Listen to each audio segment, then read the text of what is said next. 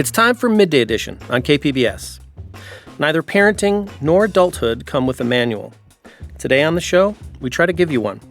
I'm Andrew Bracken, in for Jade Hindman, here with conversations that keep you informed, inspired, and engaged.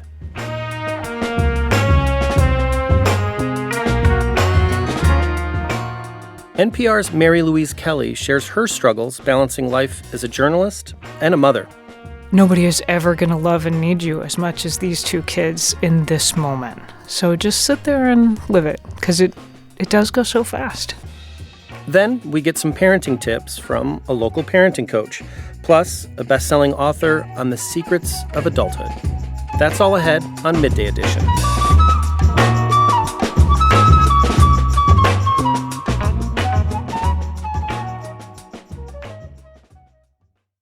We all know what it's like to struggle with work-life balance. But when you're host of one of the nation's leading news programs on NPR, that balance is harder than ever to achieve.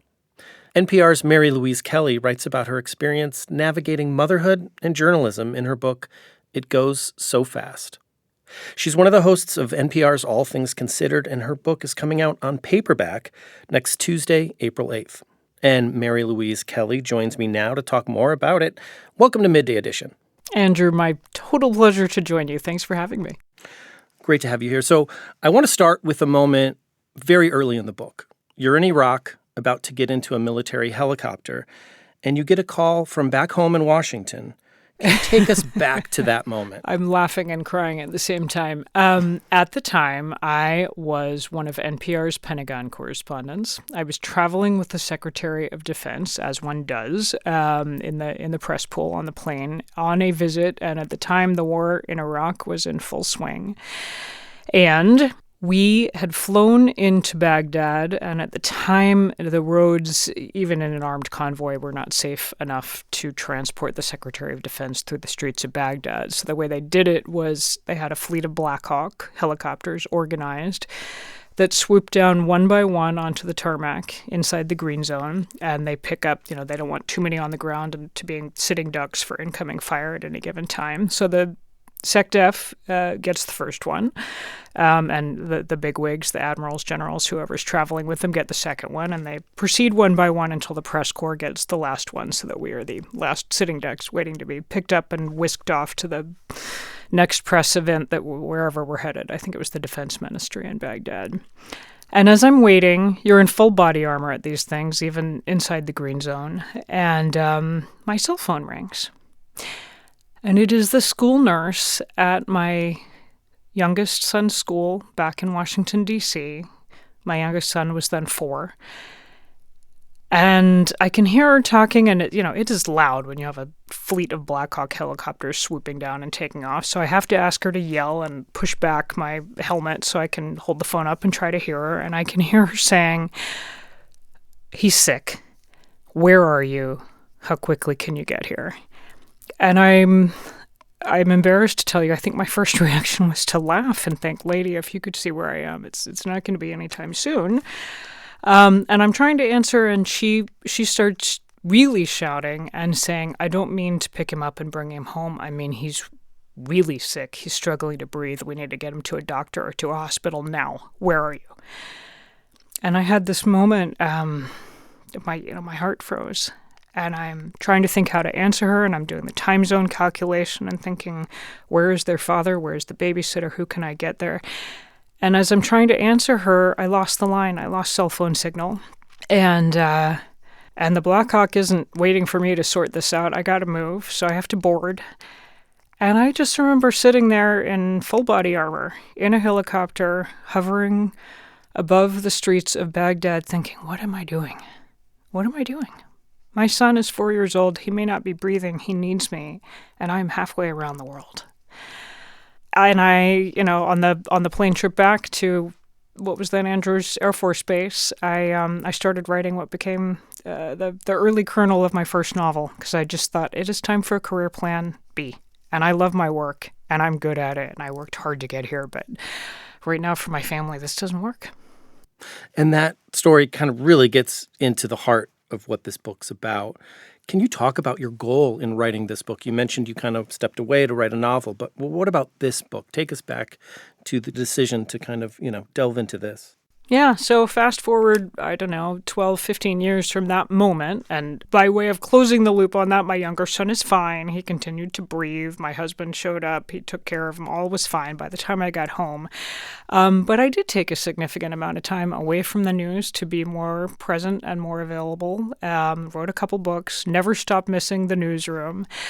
Fast forward, and I have 2 boys in high school, and wrestled then as I wrestle now with trying to be in 2 places at once, with trying to be true to a job that I did go back to and which I love, and trying to be true and show up for a family who I love. And there are days where that works really well and days where I get it catastrophically wrong and am hanging on by my toenails.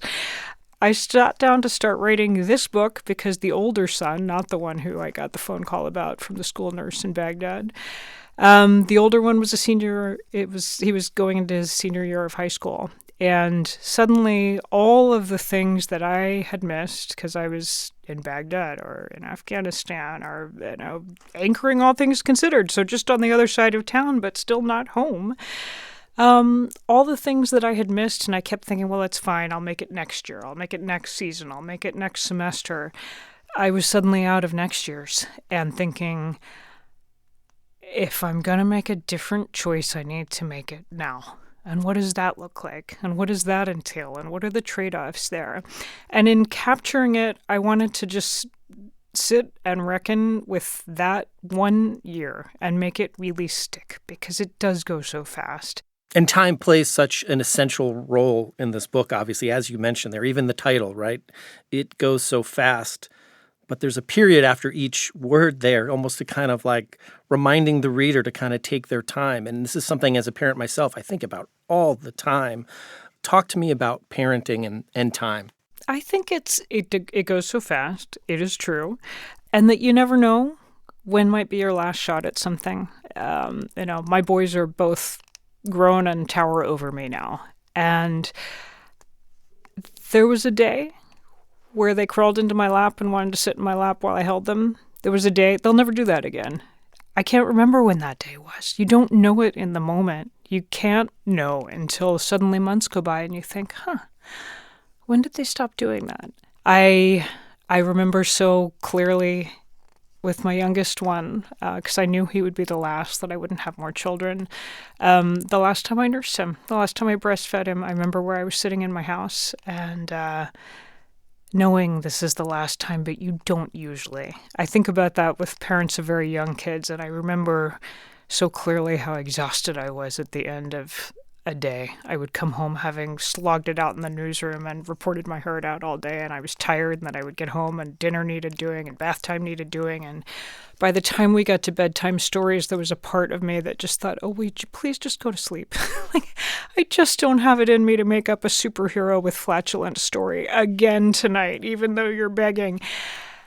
And then suddenly there's a moment where you look back and think, now they just read Harry Potter and fall asleep by themselves. They don't want a bedtime story. I would do anything for them to beg me for a bedtime story. That was the last time. And you don't know it in the moment. So I go back and I wish I could tell my younger self, nobody is ever going to love and need you as much as these 2 kids in this moment. So just sit there and live it, because it does go so fast.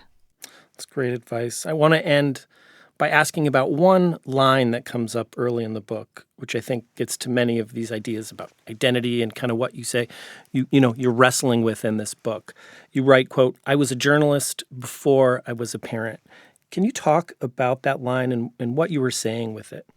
I think it speaks to the tension I nodded to about there are multiple things about me, about any of us, that define me, are important to me. Being a mom is the most important job I will ever have.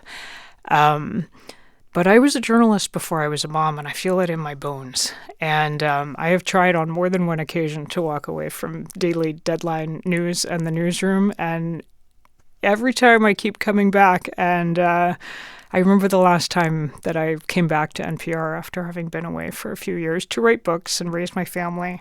And I remember riding the elevator up to the third floor newsroom, which is where I'm speaking to you from now. And the elevator doors dinged open, and there was some big story. I couldn't even tell you what it was. Something in the Middle East, I think, which is, here we are again. But people were running around and studio doors were slamming, and I could hear the phones ringing, and I just felt in my soul, oh my God, thank God I'm back. I missed this. I feel so alive here. And as I say, there are days where that lines up really neatly with also needing to be home and telling the bedtime story, and days where it really doesn't. And all I can say is, like everybody else, we're doing our best. We're holding on by our toenails someday, but we're holding on. And I hope that there is some piece of that resonates to people out there who may not be parents, may not be journalists, but who have felt that feeling of when the things you love come into conflict, what do you do? And it's something we all wrestle with every day. I've been speaking with NPR's Mary Louise Kelly. Her book is called It Goes So Fast. Mary Louise, thanks so much for your time today. This has been a total pleasure. Thank you, Andrew.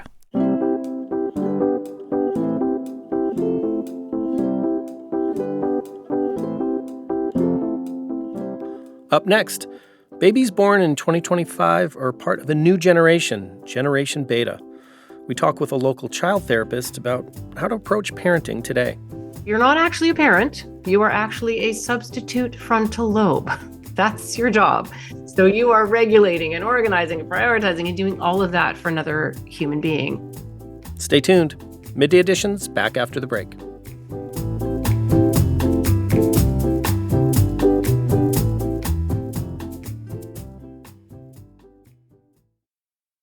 Welcome back to KPBS Midday Edition. I'm Andrew Bracken, in for Jade Hindman. As of January 1st, new babies born are considered to be the first members of Generation Beta. A new generation of babies also means a new generation of parents. And with that often comes a new generation of parenting trends. We wanted to talk more about it, and joining me now to do that is Jennifer Kolari. She's a child and family therapist as well as a parenting coach based in San Diego. Hey, Jennifer. Hi, how are you? Thanks for having me on. Oh, thanks for joining us. So you've been in this field for a few decades now. I mean, what are the biggest challenges you feel parents are facing today in 2025?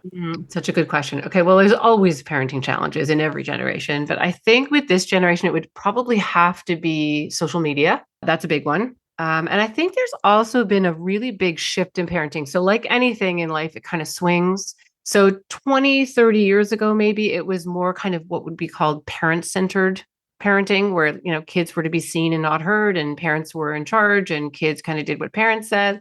And in the last maybe 20 years, it's really shifted. So kids have a lot of power now, and the parents aren't sure what to do about that. And it causes a lot of problems in terms of anxiety and emotional regulation, and kids slipping out, and parents not knowing what to do, and such confusing parenting information. That it's a lot. Parenting is really hard. It's wonderful, but it is hard. Well, I'm kind of glad you mentioned these sort of different philosophies, these different parenting trends that seem to come and go, because as a parent myself, it gets really confusing, I have to say. Can you talk more about that? I mean, I think you said you brought up this idea of kids kind of having more power over the last couple decades. I mean, what does that mean, and how does that play out? Like, what are the positives and negatives of that? Absolutely. Well, and there's both always, right? But when we were kids, you didn't really talk back to people much. Like you sort of had a healthy respect for adults, and things just seem to make more sense. And then in the last few years, it's really, really shifted. And part of that is parenting trends. Don't say no, and timeouts are bad, and kids need to have a say in everything. And there's a lot of wonderful things about that. But children ultimately need to know that the parents are in charge, right? So like a really quick brain answer to that is we have our frontal lobe, which is the part of the brain that regulates and organizes and prioritizes and, doesn't say that quiet part out loud. And that's all of that. And it takes about 25 years to grow one of those. So you're not actually a parent. You are actually a substitute frontal lobe. That's your job. So you are regulating and organizing and prioritizing and doing all of that for another human being. And so when some of these kind of parenting trends get to, and some of them are lovely, and I think They all work together if you can integrate them. But what happens is when kids have too much power, they will act out. They will push back, hoping to find those walls. Like, who's in charge? Like, why are people letting me get Where are the away with it? lines there, right? Yeah. Where are the lines? And they're not going to sit down and say, hey, mom, like, I really think you should toughen up with me. I'm getting away with too much. They're going to actually accelerate their behavior, hoping that someone's going to say, okay, enough. And how to do that balance is really important. And that's where a lot of the conflicting information is in the different parenting models that are out there. And, you mentioned some of these parenting trends. I mean, I'm having these different trends come to mind to me, like gentle parenting. There was free range parenting. And again, as a parent, it is overwhelming. So, I mean, a key part of it, what we're talking about here is discipline ultimately, right? Yeah. And that is something that has obviously changed in a lot of ways, I imagine, for the better over the years. Can you talk more about discipline in parenting today and how it's changed? So discipline is actually very different from punishment. Okay. Punishments don't work. I'll be honest, they really don't. They often backfire and can cause harm. But discipline is really important, and it's actually essential to good mental health. It's important for children to have a good sense of who they are, and for emotional recovery and emotional resilience and attachment and all of those things. Limits are also love. And I think that's where some of the confusion comes in for parents. And I'm not saying that like gentle parenting and some of the other models don't have wonderful elements to them. If you happen to have a kid who's kind of born with this temperament where they're kind of pretty regulated and they don't give you too much of a hard time, fantastic. But more and more kids are, I think lately over the last number of years, just born a bit more sassy, like neurospicy.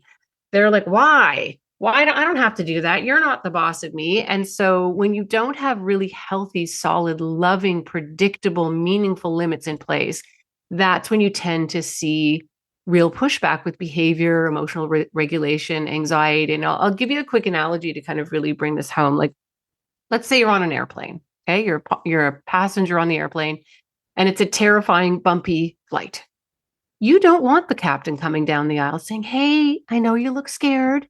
I can do 30,000 feet if you want. Try 28. I can try going around the storm. What do you guys think?" What would you say as the passenger? Like, are you nuts? Why are you asking me? I'm a passenger. Fly the plane. And so kids are often looking to us and going, oh, dear God, she's in charge, but she's mad one minute and good with this the next minute. And so we're kind of all over the place. So part of what's really important and what I think has gotten lost in a lot of the different parenting models out there, and there's elements of beauty in all of them, is the integration. And that's, I think, what's different about, so my practice is called connected parenting, and it's really about empathy and listening and love and compassion and using language as medicine, but also setting very solid, sturdy, predictable, loving limits. And it's within that framework that kids really seem to thrive.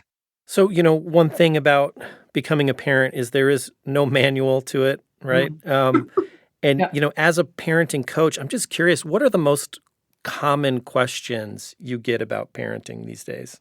Really good question. I think most of the questions are around kids having anxiety. So anxiety is kind of through the roof for lots of different reasons, with all adults as well, not just kids. And being a parent is also very anxiety provoking and can be. I would say emotional regulation issues. So kids freaking out, temper tantrums, meltdowns, and just really having a hard time with regulation is another. Sibling issues, and then a lot around social media and limiting devices and how to set those limits. Bedtime tends to be a really big one. Kids have a really hard time going to sleep because they're anxious and they're pushing boundaries. And hey, if you're not flying the plane, I will. So I'm not going to bed. And it's just really guiding and helping parents through this really challenging journey. And listen, parenting is absolutely wonderful. You will never love anyone as much as you love your children, but it can also take you to like the darkest parts of yourself where you are just done, frustrated and exhausted, and it's overwhelming, especially if you have what I affectionately call a gladiator child or like a neurospicy kid, like one of those kids that just has a really strong counter will and just puts their foot down. No, why should I? I'm not going to, and just is really kind of defiant. those children are really, really challenging. And the other thing about parenting that's really makes it very complicated is one type of parenting works really well on one kid. It will absolutely backfire with another kid. Like I can tell you right now that some of the other sort of softer parenting methods backfire wildly with neurospicy kids, with kids with a strong counterwell. And actually being too tough and too kind of behavioral will also backfire on those kids. You mentioned one thing there about, parents being overwhelmed. And that Mm. that kind of reminded me of, I think the former Surgeon General actually issued an advisory on parental stress and cited a 2023 report that found, nearly half of parents said that they were pretty much, completely overwhelmed by stress, I think. What do you think of that? Like, what is it about that, has changed with parenting that has led to these increases of stress and anxiety, as you kind of mentioned?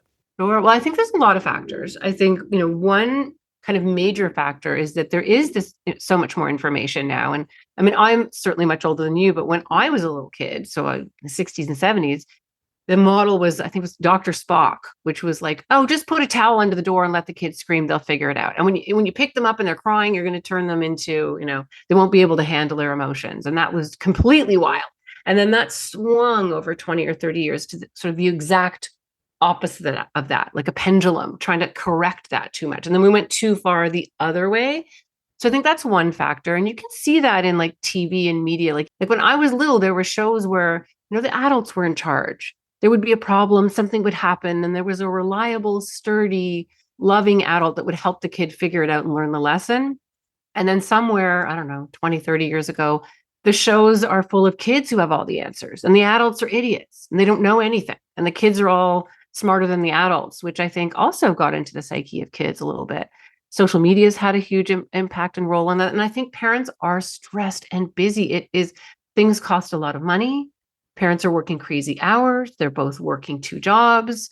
Life is expensive. People are exhausted. And if you go back far enough, it was a community that raised children. It literally was a village, and relatives and people helped. And it's a lot of stress on just the nuclear family to do everything all by themselves all the time. And parents are exhausted, and moms in particular are really, really tired. And it's hard. And because kids have so much power and they push back so much, I have a lot of moms that just say, I love my kids. I really do. But sometimes I just want them to go away. Like, just leave me alone. I just can't. I am spent.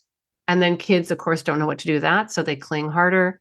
And you end up in this sort of what I call chain of pain, where everybody's just upset all the time. And it's not meant to be that way. So it really can be very hard. There's lots of lovely moments in there too. But parenting is much harder than it looks. Yeah, what advice do you have for parents that may be feeling overwhelmed, that they don't have enough time to themselves? What would you suggest?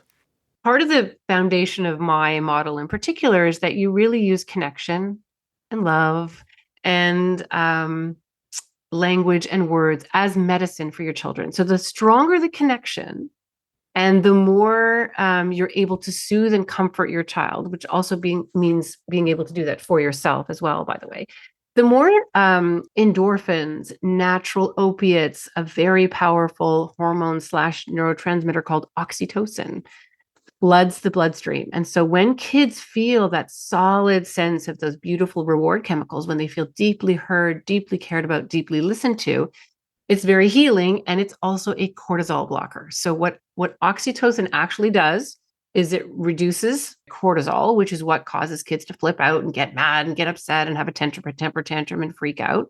So it's a cortisol blocker, strengthens the immune system. So it actually makes your kids stronger and more resistant and resilient to disease and infection. It speeds up neuroplasticity. What parent wouldn't want that? That means your kids actually learn better and remember things better, and take healthy risks in learning when they feel very connected to and loved. All of those, you get to bounce back. So as the parent delivering that, your brain gets all of those wonderful things as well. And it's free. You don't need a prescription and you don't run out of it. So even though parents are stressed and busy, I want parents to understand that through these little moments of connection, just putting your hands on your kids' cheeks, look in their eyes deeply and say, I know we're busy and this is a crazy moment, but I love you. right? You are the cutest thing. And I really noticed when you did this lovely thing, and just these little moments, taking time, even if you've been busy and you've worked all day, taking a few minutes and do what I call limbic bonding or baby play with your kids, even if they're 8, 10, 12, it doesn't matter.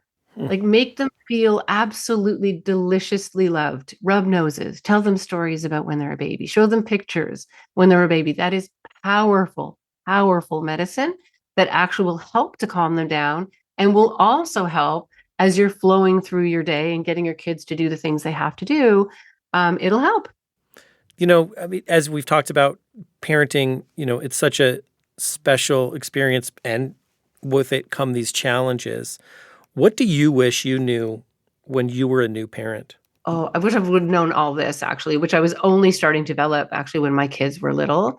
I think the other piece has to do with when if you're parenting in a partnership, if you're parenting with a spouse, and this to some degree even happens when you're a single parent, but to know that you're each kind of bringing something to the table. So what often happens in parenting is the parents also polarize.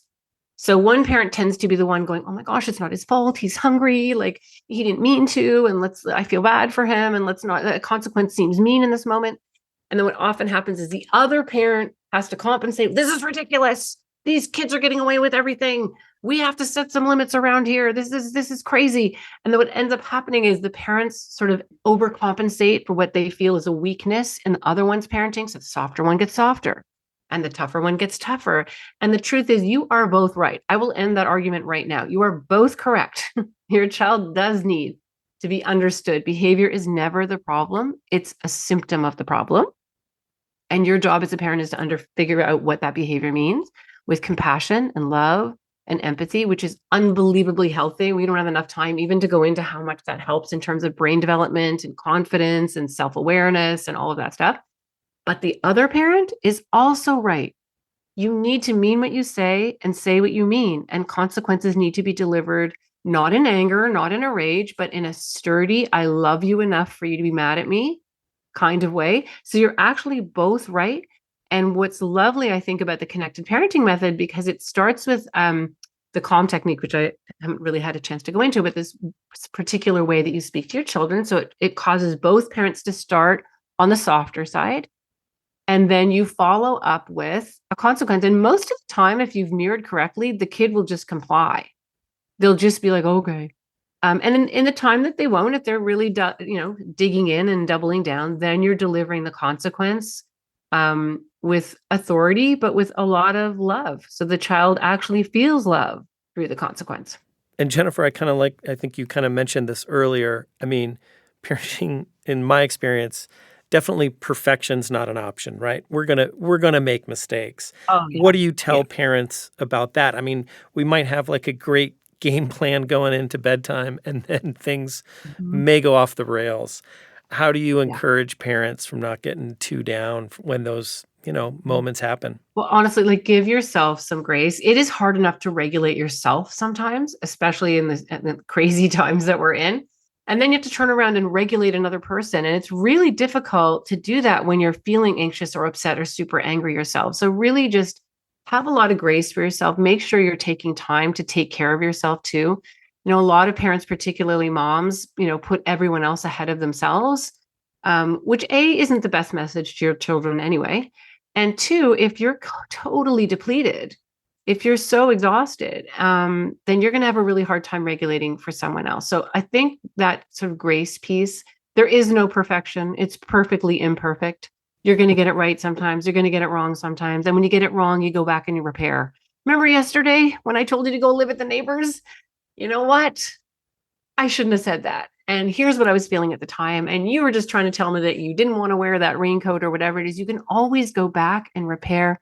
It's such a good message to children to show that you care, that you're listening, that you're regulating and thinking about your own behavior and taking responsibility for it. And not in a kids have power kind of way. In a, I want to show up in my best way for you and I want to show you what that looks like kind of way. And listen, you do the best you can. You wake up in the morning, on some days it's better than others. Like that's just the truth. And if you love your kids like crazy, if you take those moments to deeply, deeply connect, that is the best possible medicine for them. And at the end of the day, life is kind of crazy, but that's what they'll remember. that's what they'll hold on to, that they felt deeply, deeply loved.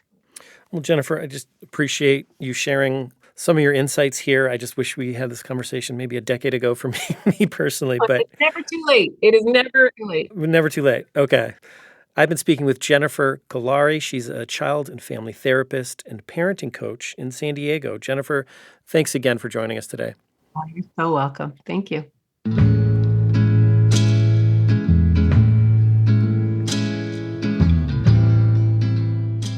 Ahead, a new book from a best-selling author digs into the secrets of adulthood.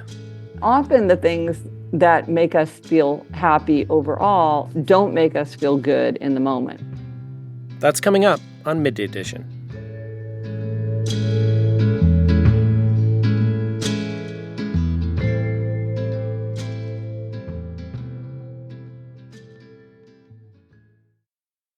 Welcome back to KPBS Midday Edition. I'm Andrew Bracken, in for Jade Hindman. This hour we've been talking about the challenges of parenting. Sometimes it can feel like we're still growing up, just like our kids. But really, the transition to adulthood is a whole different challenge. Gretchen Rubin has a new book about this, The Secrets of Adulthood. She brings us simple truths for our complex lives, from big life transitions to the pursuit of happiness. Gretchen Rubin is a best-selling author and host of the Happier podcast. She's bringing her new book to the Pacific Highlands Ranch Library for a Q&A and signing on Monday. Midday Edition producer Ashley Rush sat down with Gretchen to talk more about it. Here's that conversation. So, Gretchen, when I hear this word adulthood, I think about how daunting it can feel for young people today, myself included. Why did you want adulthood to be the focus of your new book? Well, I think it's really for anyone who's struggling even to feel like an adult, because I think sometimes merely getting older doesn't give you that sense of being a grown-up that we all thought that we would have when we were younger. So I just found, as I was going through life and, with time and experience, I would learn these secrets of adulthood. And I wanted to write them down, first of all, so I could give them to my two daughters, but also so I could remember them myself, because I have to keep reminding myself of these secrets over and over, even though I'm quite grown up. Something like working is one of the most dangerous forms of procrastination. I mean, I have to think about that every week. Yeah, and I mean, in your previous books, you've devoted much of your career to exploring happiness. You're also the author of The Happiness Project and Happier at Home. So how do you explore and incorporate happiness in this new book, The Secrets of Adulthood? Well, there's a whole section about the pursuit of happiness, where those are secrets of adulthood that are specifically about happiness. But really, the whole book is about happiness, because it's about things like self-knowledge. And we have to know ourselves if we're going to make our lives happier. It's about getting things done, because a lot of times you think, gosh, I know my life would be happier if I could just move forward on this project. Or making tough decisions, because I find that a big challenge for happiness is feeling stuck or having analysis paralysis, because we can't figure out how to move forward. Like the pros and the cons feel equally weighted, or we're not sure about consequences, and so it's hard to make a decision. So that's the kind of thing where I wrote these Secrets of Adulthood. Yeah, and I feel like so much of adulthood is struggling to find this balance, between work, cooking, exercise, chores, and that's not to mention hobbies and a social life. So, I mean, what are your suggestions for finding the right balance, or kind of starting that journey to find the balance? Well, this is a question that I get a lot. And basically, what it boils down to is people saying, okay, tell me what I should do to have a happier life. Mm-hmm. And then I always say, well, it depends. Because it depends on you. It depends on your strengths, your weaknesses, your values, your interests, your challenges. But so, there's really no one right answer, no best answer. And then people say, okay, yeah, that makes good sense. But just tell me, what's the best way to make yourself happier? Right. So one of my aphorisms, one of my secrets of adulthood is there is no one best way to make your life happier, just like there's no one best way to cook an egg. Because if you say to somebody, well, what's the best way to cook an egg? They say, well, I don't know. It depends on how you like your eggs. Or maybe you don't even like eggs. So we each have to figure it out for ourselves. And many of the secrets of adulthood are about that, about the idea that we each have to figure it out for ourselves. Yeah, and you mentioned the word aphorism there. I know in this book you really lean into that concept. So explain what that is and your approach to it in this book. Aphorisms is something we're all very familiar with, which is a concise statement that's trying to distill a major observation about human nature. And, sometimes these are just come to us as folk wisdom. So they're proverbs like a stumble may prevent a fall, or you can't push a rope, or a stitch in time saves nine. But sometimes an aphorism is an observation like this, but it was said by a specific person. Like we know to whom to attribute it. So maybe Mark Twain said it, or Warren Buffett said it, or Oscar Wilde said it. Or one of my favorite aphorisms is Marie von Ibn Eschenbach said these are all secrets of adulthood that are expressed in one or two lines. I'm really trying to distill these ideas into the short, punchy statement. So because they're so short, it's easy to decide whether you agree or disagree. People may not agree with all of my secrets of adulthood, but even knowing that you disagree is clarifying. Mm. I'm just curious, like, what it was like taking these big concepts and kind of condensing them down into an aphorism. Was that a real challenge for you? Well, that old story about, oh, I would have written you a short letter, but I didn't have enough time, so I wrote you a long one. It's much easier to write long than to write short. And I mean, some of these took me so long to even understand a concept. So, for instance, one of my favorite secrets of adulthood is accept yourself and also expect more from yourself. And I think that's really important for a happy life. We have to accept ourselves, and we also have to expect more from ourselves. And it took me a very long time to understand that these two ideas are in tension, and they sort of can never be fully reconciled, and we have to think about both of them at the same time. Or something like, we care for many people we don't particularly care for. It took me a while to sort of understand what I was trying to say and think of a way to express it that was short and punchy, but would also kind of capture the complexity that I was thinking about. The book is just starting to go out into the world. And one that's been interesting to me that a lot of people have mentioned is perfectionism is driven not by high standards, but by anxiety. So that's an example where sometimes it's like, my hope is that it will give people kind of a new way to think about something that might be challenging them. So sometimes one sentence can change our lives. I'm hoping that people will find that kind of illumination. One thing that you just mentioned there was perfectionism. And I'm really curious, besides anxiety, what kind of drives perfectionism in your opinion, and how it is connected to, our work-life balance? Well, perfectionism isn't about high standards. And I think a lot of times when people feel the burden of perfectionism, they think, well, people are telling me to lower my standards so that I feel less anxious, but I don't want to lower my standards. But the fact is, it isn't about high standards. It's about anxiety. And so you want to think about working on that instead of working on perfectionism, or thinking about what your standards are, because some people have extraordinarily high standards, but they don't feel this weight of perfectionism. So I think this is a good example of a larger principle, which is when we're facing some kind of happiness challenge, we should really step back and identify the problem. What happens a lot of times is we have a vague sense, like we say, well, I'm so stressed out at work. But we don't really press ourselves to identify exactly what that problem might be. And there's many reasons that a person might be stressed out at work. You might be stressed out because you have a horrible commute. You might be stressed out because your best friend got a different job and now you feel like you've got no one to confide in and no one who has your back.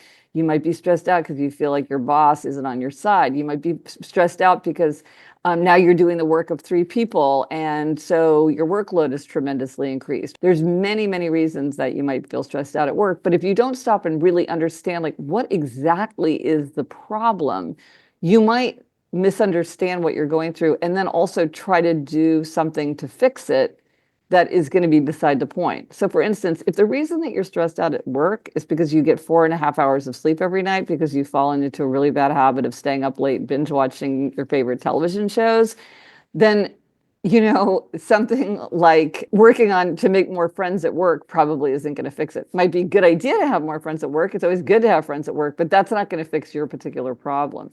I think we often misdiagnose what the issue is. I remember a friend of mine said she was going to buy a new apartment.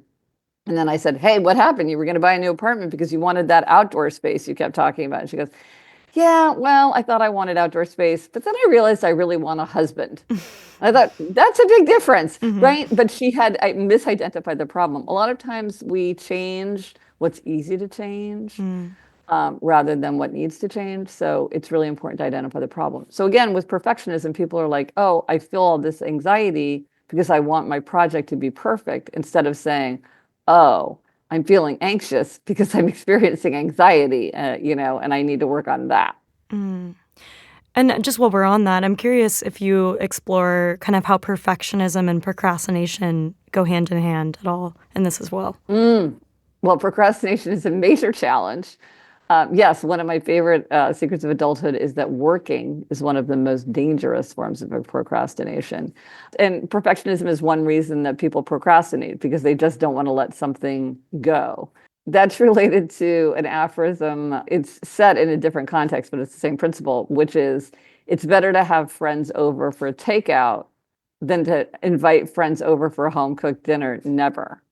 And so sometimes we have to lower the bar in order to get something done, because otherwise we just use our perfectionism as a reason to procrastinate endlessly.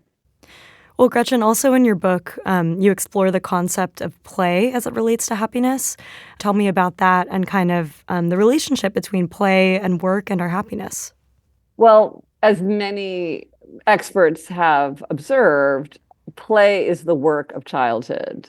Jean Piaget said that, Maria Montessori said that, Fred Rogers said that. I think we've all observed that play is the work of childhood. But at its best, I think work is the play of adulthood.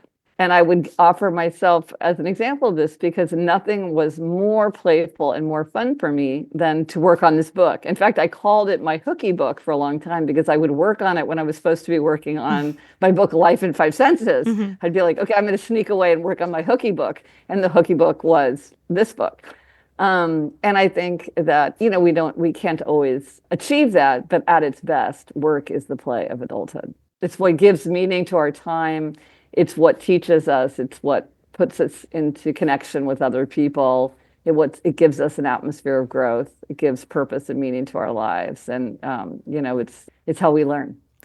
And Gretchen, in addition to being an author, you also have a podcast called Happier. You have a blog. And on your website, you also have a manifesto. Is that something you'd recommend others do too? Write a manifesto for themselves? Oh, absolutely. I have so many manifestos. I have a habits manifesto, a happiness manifesto, a podcast manifesto, an engagement manifesto, a clutter clearing manifesto. I think this is a great thing to do. It's a great exercise. It's very creative. It's very fun. It's very clarifying. So you just sit down and think, well, what are my principles? What do I believe? And for most people, it turns out they have many opinions. They have their own secrets of adulthood. This is kind of another way to present your secrets of adulthood. And it's something that you can work on for years as you learn more or expand your views on things. And so I think it's a very fun exercise. You could do it as a team in the workplace. You could do it as a family. Like I've heard of people doing family manifestos. So this is just a very fun, creative way to really distill down what you believe and observe. And I just want to highlight one of the things you have in your manifesto, which relates to what we were talking about earlier. Happiness doesn't always make you feel happier. What do you mean by that? Break that down for me. Well, if you're a scientist, of course, you have to be very precise in your definition of happiness. And there's something like 15 or 17 academic definitions of happiness. And so an academic could not say that, but I can say that. And because I think we all have experienced this. So when we're thinking about what makes us happy, we have to think about what makes us feel good, what makes us feel bad, things like guilt, regret, remorse, anger, boredom, feeling right, which is having a life that reflects our values, and having an atmosphere of growth. And often the things that make us feel happy overall don't make us feel good in the moment. For instance, things in which we live up to our values often don't make us feel good. They might actually make us feel bad. And I always think of a friend of mine had a very difficult father, was not close to his father. And his father was in the hospital, and he went to visit him every day, even though his two brothers refused to go. And I said, well, how do you feel about that? And he said, I don't want to go. I dread going. I don't like going. I don't like seeing him. I have all these complicated feelings about him. I look back on it, worst experience. And yet I go because he's still my father. And so so did it make him happy? It didn't make him feel happy, but it didn't make him happier in that overall his life was a reflection of his values. And in that sense, he felt happier. I think so. And so happiness doesn't always make us feel happy. And you'll be bringing all of these ideas and many more on Monday to San Diego at the Pacific Highland Ranch Library. You're going to be doing a Q&A and a book signing. So tell me a little bit more about what you have in store. Well, we will be getting into some of the most interesting secrets of adulthood. I love talking to listeners and readers. So doing Q&A is always my favorite part. And there are a couple hundred of these secrets in this book. But what's going to be interesting to me is to find out what resonates most with other people. So I'm very excited to be in conversation there. That was author Gretchen Rubin speaking with Midday Edition's Ashley Rush. Gretchen will be bringing her book to the Pacific Highlands Ranch Library on Monday, April 7th at 7 p.m.